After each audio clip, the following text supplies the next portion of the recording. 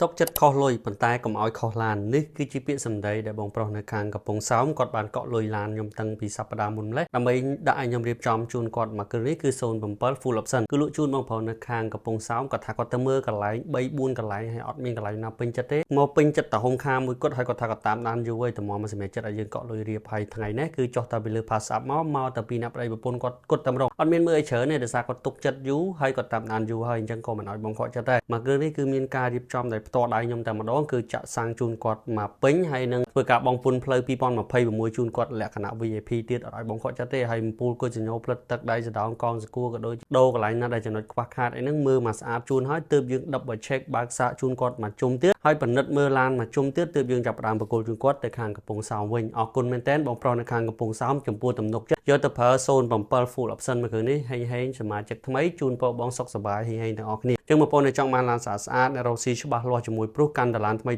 ងប្អូនអាចទាក់ទងបានហុងខាឥឡូវនេះមានតម្លៃពិសេសមែនតើជួបខ្ញុំនៅវីដេអូក្រោយ